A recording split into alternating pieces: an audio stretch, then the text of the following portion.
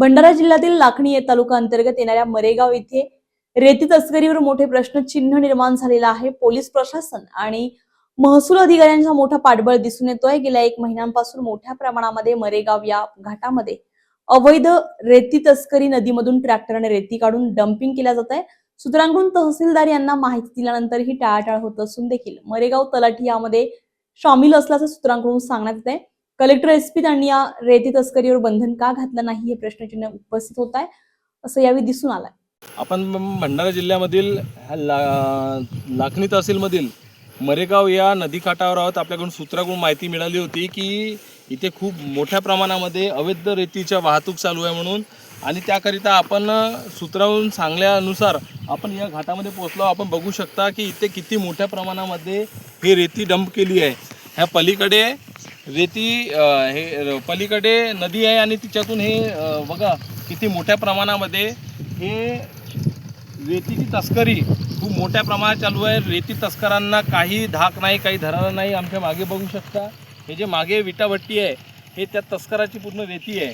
आणि बोलल्यानंतर याच्या आधी आम्ही तहसीलदारांना इंटिमेशन दिलं होतं की या ठिकाणी खूप मोठ्या प्रमाणामध्ये रेती वाहतूक होत आहे, रेती तस्करी होत आहे, तरी पण प्रशासन याच्यावर का बरं दुर्लक्ष देत आहे, याच्यावर प्रश्नचिन्ह निर्माण होत आहे। आणि याच्याकडे पलीकडे आम्ही बघतोय की इथं जवळच पोलीस स्टेशन आहे, पालांदूर पोलीस स्टेशन। इथं 1-2 किलोमीटरच्या हद्दीमध्ये पोलीस स्टेशन आहे, तरी पण या पालांदूर पोलीस स्टेशनचे अधिकारी का बरं या रेती तस्करांकडे लक्ष देत नाही, हे खूप मोठे चिन्ह निर्माण झालेले आहेत।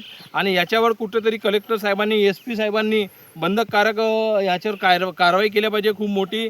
एकीकडे आमचे एसपी साहेब म्हणतात की आम्ही मोठ्या धुमाक्याने आम्ही रेती तस्करांवर कारवाई करतोय, आणि हे बघा याच्याकडे पलीकडे बघू शकता की हे रेती तस्कर किती मोठ्या प्रमाणामध्ये, कुणाच्या भय नाही, कुणाची धाक नाही, कोणत्या अधिकाऱ्याचा काय सपोर्ट आहे यांना ते माहिती नाही, पण हे बिना धाकाने हे मोठ्या प्रमाणामध्ये हे रेती तस्करी करत आहेत। याच्यावर कुठेतरी आळा घालण्यात आल्या पाहिजे। आणि इथले लाखणीचे तहसीलदार यांना आम्ही वारंवार सांगत इच्छितो की इथं बघा मोठ्या प्रमाणात रेती चालू आहे म्हणून, तरी पण हे या तस्करांना कुठेतरी झाकण्याचं काम करत आहेत। याच्यावर कुठेतरी प्रश्नचिन्ह निर्माण होत आहेत। आणि याच्यावर कलेक्टर साहेबांनी, तहसीलदार आणि इथले जेवढे अधिकारी आहेत त्यांच्यावर मोठ्यात मोठी कारवाई करून देखील या तस्करावर कारवाई केल्या पाहिजे, अशी आम्ही आमच्या चॅनलच्या माध्यमातून हे बहुत मोठा खुलासा करत आहोत। Vikrant Bhaladare, star Maharashtra news, Bhandara.